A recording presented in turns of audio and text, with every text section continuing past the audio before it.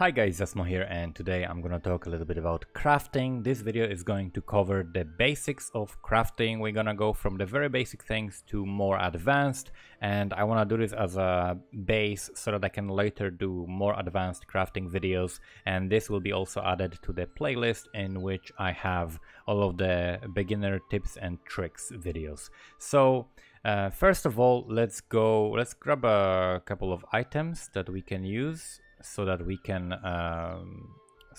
make sure that we have like some good examples. Okay, so we have like a basic Val regalia, and this is a normal chest armor. So items, first of all, let's cover rarity. Okay, so we have normal, which is white, magic, which is blue, rare, which is yellow, and then unique, which is this brown, orange, whatever.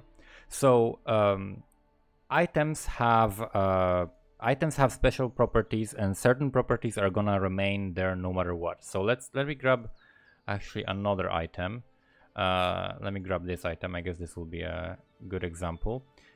So this item is influenced ring, and this will serve for an example to show like what remains when you like scour an item, and what can a normal item have, and what is a property of a magic rare item. So first of all, if you look at the 25% increased global critical strike chance, this is an implicit modifier, and you can press Alt when you hover over an item to see the more advanced things, right? So you'll see like that, for example, this armor has quality, and there's like evasion rating, energy shield, and that is above like a dividing line, and then below that are other things. Just like this belt has increased global physical damage above that line, and then below has other things. So the things below are modifiers, mods, and the things above are like base value of the item, or an implicit modifier. So implicit modifier cannot be removed. It can be changed if you corrupt an item with a Val orb, but once an item has an implicit modifier, I can scour this item and it will still have 25% increased global critical strike chance, right? As you can see. The normal items don't have any mods on them, and their base values can be increased with quality. That especially applies to weapons and armor pieces. Jewelry can also have quality, and sometimes the quality can increase the implicit, but depends on the quality item you use, which are called catalysts. Other quality items that you use are blacksmith whetstones for weapons, armor scraps for armors, glass blower bubbles for the flasks, GCPs for gems, and chisels for maps. So items, when they are normal quality, they will normal rarity, they will gain 5 quality per one item. As you can see, I use it 5 quality. But if I want to use it on a magic item, right? Let's make this magic with the orb of transmutation. If I want to now increase the quality again, I will only gain 2. And if I further, like if I make it rare, right, then it will gain only 1. Unique and rare only gain 1. So as you can see right now, I made a magic item, right? I used the orb of transmutation, and we added some things. First of all, the quality is there, and quality increases the energy shield, right? Quality on armor pieces increases the armor, energy shield, evasion, depending on what they have, and on weapons it increases the base damage. On flasks it increases the duration, on maps it increases the item quantity. So with this item, as you can see, there are 3 lines of text, right? However, if you press Alt, you'll see that there are only 2 mods. One of these mods gives you both increased energy shield and increased stun and block recovery. Because stun and block recovery is not so good, it's attached to another thing, because on its own it's kind of bad. So as you can see, the item's name changed as well. Now it's called Jin's Val Regalia of Vibrance. Jin's is the prefix, and as you can see, the prefix modifier has a name, Jin's, right? And prefix means means before, right? So that is the affix that is before the name, right? And then suffix of vibrance, which is the regeneration of energy shield. And you will see that on the names of the items. Rare items actually are randomized, but magic items have actual names taken from the mods. So you will notice that there is one prefix and one suffix, and that is the maximum for a magic item. A magic item can also have just one prefix or one suffix. So as you can see right now, this one has only prefix, and that means I could potentially use the crafting bench to put a suffix on it, right? The mods that are on magic items can be one prefix, one suffix, and that's the maximum. And on rare items, the maximum is 3 prefixes and 3 suffixes. That's the maximum amount of mods. As you can see, this item has actually 2 prefixes and 3 suffixes. Where's an item with like 6 mods? 1, 2, 3, 4, 5. Actually, don't have a this. No, this also is missing prefix. But items can have maximum 6 mods on them. Unique items as well, they will have up to 1, 2, 3, 4, 5, 6, 7, 8. This one actually has more. So unique items, I guess, can have more. But the rare items will have up to 6. Now, the quality of the items, an important tip, also affects linking the items. So you are more likely to 6-link your item if it's like a higher quality, which is why, for example, if you want to make a rare armor, in order to link it, you first get it at least to 20 quality, and if you can use fossils, perfect fossils, to make it to 30 quality, and then you can also use crafts that increase quality, and you can get like maximum 48 quality, and that will increase the chances of 6-linking an item. But which mods do you get, right? So when you use an orb, for example, of alchemy or of transmutation, you will get random mods, like with transmutation 1 to 2, with alchemy, I guess 3 to 6, right? Mods that will be randomly chosen from the pool of the mods available for that item. And how do you know what mods you can get? Well, there are multiple resources for that I'm going to show you right now. First of them is POE which is POE database, and then second one is Craft of Exile. Craft of Exile has a slightly easier UI, so we'll use that probably. But let's pick an item from a story. Let's say you are playing the story and you're going through Act 2 right now, and you want to craft a belt or something, okay? Or you found a belt or whatever. So let's pick a belt. All right, this is a belt. This is a leather belt, okay? This belt is, if you hover and press Alt, again, you can see item level, which is 23. Do not confuse it with the required level. That's what you need to equip it. The item level is completely separate from that. Item level depends on the level of the monster that dropped it, or your level when you are shopping. So during the campaign, shops will offer items of item level 1 higher than yours. So when you are 23, they will be 24. When you're 24, they will be 25, and so on. When you're level 2 in town, they offer level 3 items. So let's say we wanted to craft this belt. So how do we find out what can be put on this belt? So first of all, as with any item, this is a normal item, so it can be made magic or rare. And then in here, let's look for a leather belt. Let's pick item level, what is it, 23, right?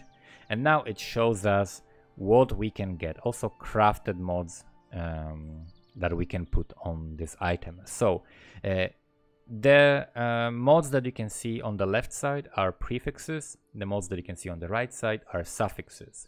And this is all that this item can pretty much roll.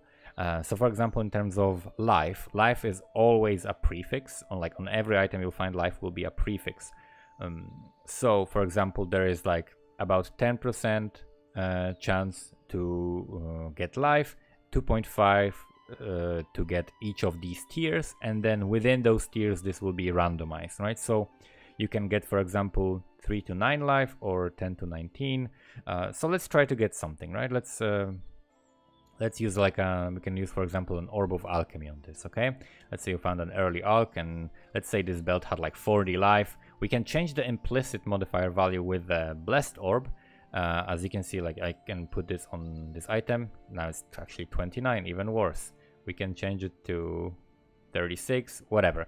It's not worth using blessed orbs early on while you're leveling. This will be something that you're using later on when you're mapping. Okay, let's say we put an alchemy orb on this item, right? So we rolled prefix that is armor, prefix that is energy shield, prefix that is maximum life. So we rolled tier 7 maximum life. Let's see if this is actually the maximum. Yes, tier 7 is the best tier. The lower the number, the better. So that's the maximum tier, so between 30 to 39.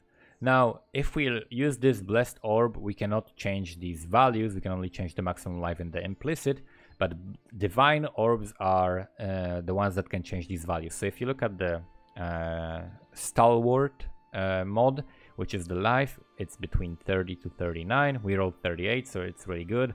But let's say you are making like a good belt later on when you're mapping, and you have a lot of divine orbs, right? And you're making like a really good, really good belt that you really are gonna be wearing for a really long time.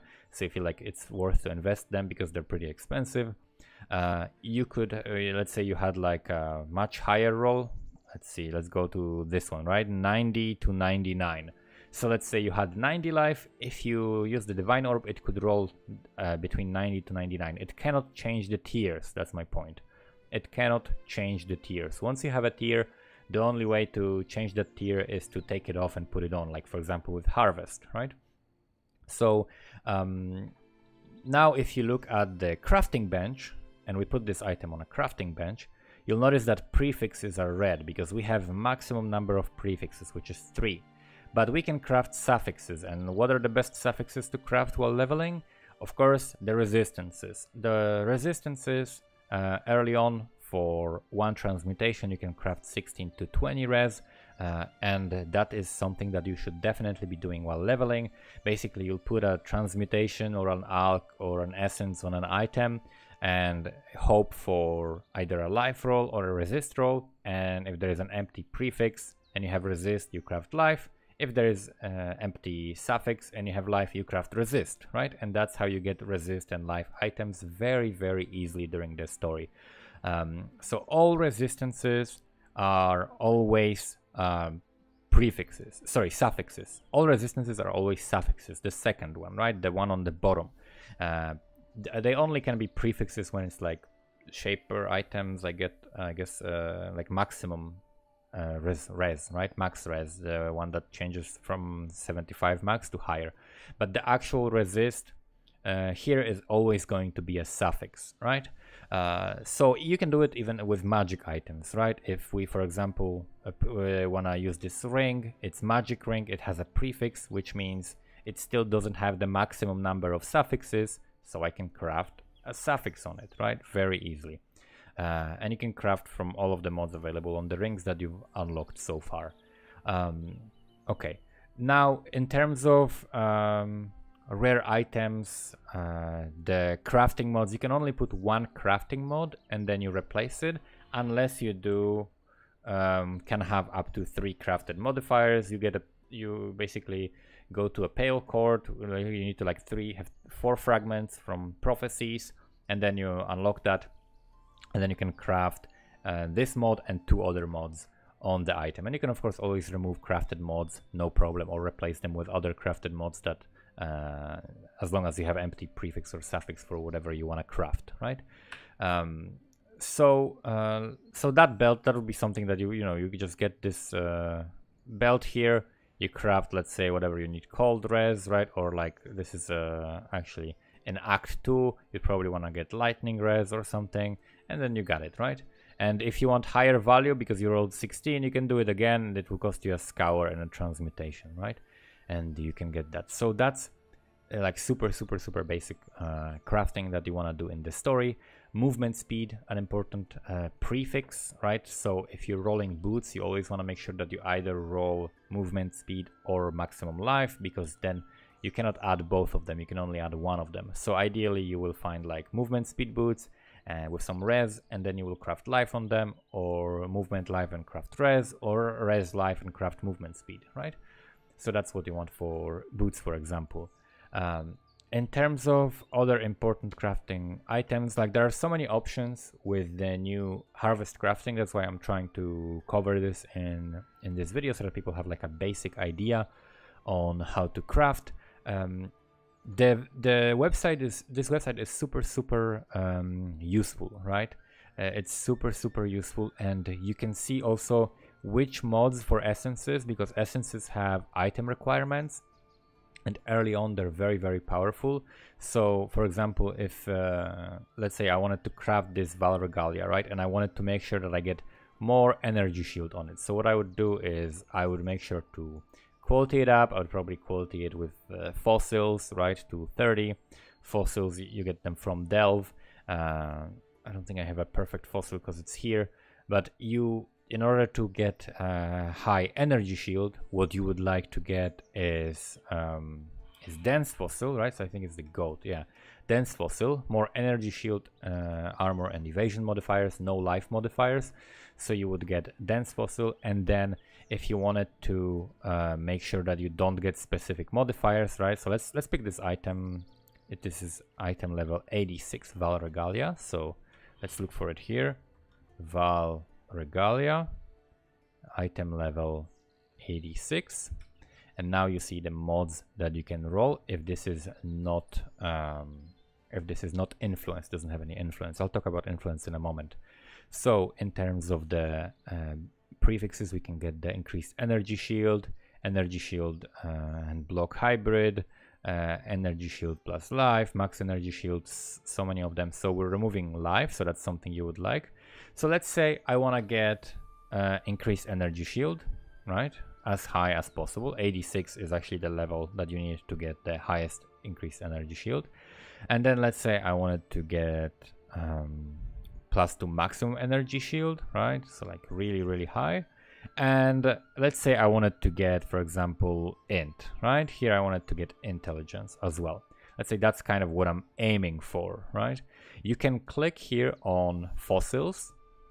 Of course, you can click on Chaos Orb, right? And then with Chaos Orb, it will tell you, okay, in order to get tier 1, like 3 tier 1 rolls, which is really crazy, right? Let's pick something a bit realistic, right? I want some of this, and some of this, and some of this, right? That is a little bit more realistic. And then can we still, let's do crafting again. Okay, 340 chaos roughly it will cost me to get these mods, right? But if I wanted to craft it with fossils, I change the method to fossil. I pick maximum resonator 3 because the 4 one is super expensive, and then compute the best selection. And this will actually show you which fossils you want to use. So if you just spam dense, this will cost you the least chaos because it takes into account the cost of the fossils. If you want to have the least amount of tries, then you would use corroded, dense, and sanctified. So in 25 tries on average, you should get this, like 63% chance to get it. So this is like a rough average amount of tries you will need to do that, right? But as you can see, dense fossil is like the most cost effective. You can also use dense, frigid, and scorched, because the frigid and scorched will nullify each other. So as you can see, the frigid fossil, where is it? Which one is the frigid fossil? Here. More cold modifiers, but no fire. And the scorched one is more fire, but no cold. The no cold and no fire are more important. They have the priority. So blocking has priority over granting something.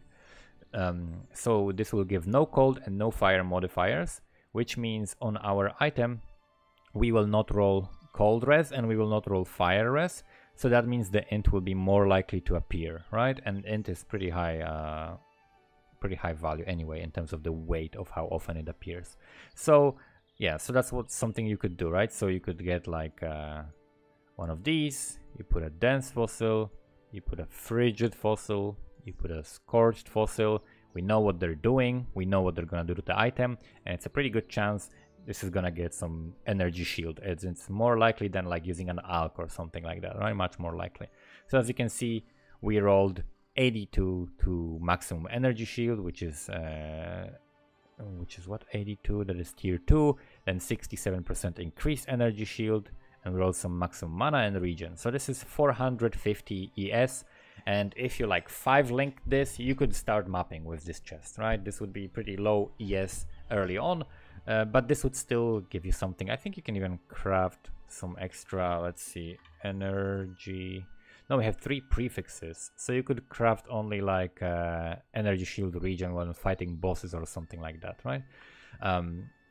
So that's one way you can get the desired stats by fossils. Another way is of course the essences, right? So if you look at energy shield, so you would use these fossils in order to get maximum energy shield on a body armor, and that means I think this one this can actually reforge rare items, so I don't need to scour it, so I would use it on this. Much lower roll because it doesn't have the percentage, but then I could go here and do the increased energy shield, and now we have similar percentage plus the end, right? So that's how you can get the desired things. Of course, you can do the same thing with life, right? You just pick the essence of greed on body armor that will give you life. You just pick the pristine fossils to get more life instead of dance, and in the exact same way you can craft armor for life. And another good way to do mods this league is also just alt spamming, because right now you're gonna get a bunch of augments and from the seeds. So seeds in the garden provide you with so many different options. Let me show you some options that I have. I think I used a bunch of augments recently, but basically I keep them in horticrafting stations, right? But you will get a bunch of them from the tier 1 seeds. But I definitely recommend going to crafting like tier 2 stations where you can, and collectors where you can get enough life force to do the horticrafting stations, so you can have a few for each color. So for example, this is augment an item with a new defense modifier, right? That means if I had this item and let's say I alt spammed and let's say I rolled one of the defense modifiers, right? And I rolled let's say like one of the defense prefixes, and then I craft some and resist, and then I use regal, I get another resist, then I can craft another resist on top of that, and then augment defense on top of that, and then I can always have the reforge. Where is it? This removes life. If I happen to roll life, I can remove life. If I happen to roll like, I think there is a physical one, right? This one reflects physical damage to melee attackers. You can remove that very easily. And then the cool part, the augment caster. Okay, the cool part is the remove and add, right? So if you have, if I have this chest and let's say I craft resist on it, right? Then I can, let's say, craft lightning res that is of low tier, and then I will spam remove lightning, add lightning until I get high tier lightning res, and then high tier fire res, high tier cold res, and then I can spam. Then I cannot get the defense suffix because all suffixes would be blocked, so I can get only maximum energy shield in some form, and I keep spamming the remove add defense until I get high energy shield, and voila, you can have like I don't know, 600 triple tier 1 res ES chest piece, right? That you can also have with like 30% res, 30% quality from the fossils. You can also have like white sockets from the fossils, and you can have just absolutely crazy item in solo self found. You can do this in solo self found. Tomorrow there is going to be a patch that rolls out that's going to also increase the amount of these cool mods that we're getting. So that's also really nice. That's why I'm saving my seeds. So that's another way of crafting with the seeds. Other than that, I think I'm gonna save the rest for another video, because this video is already getting really long, and I think we covered most of the basics. If you have questions about anything having to do with the basic crafting, I guess I'll talk about influences a little bit, right?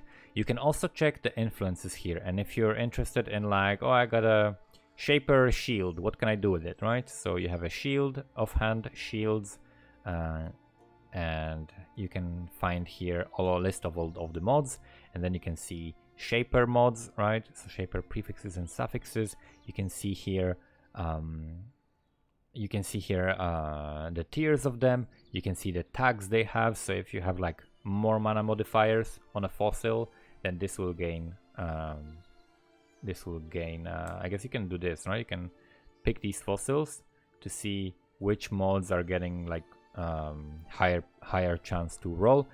And this is the item level required, right? This is item level required for that to roll. So there are specific mods that you might want to get, like for example, socketed gems have reduced mana reservation, so you would use fossils that have the which ones are these? Like the ones that increase more mana modifiers, no speed modifiers. So Lucent Fossil is the one that you would use, and then you would use something to block other mods, and that would allow you to roll either recover the mana or socketed gems have reduced mana reservation much more easily. This one is actually pretty easy to get, and you only need Shaper Shield item level 80 to do that, right? That's an example of that. So I will link both of these websites in the description. Hopefully this has been helpful. I'm gonna make some more crafting videos in the future, and thank you for watching, and see you next time.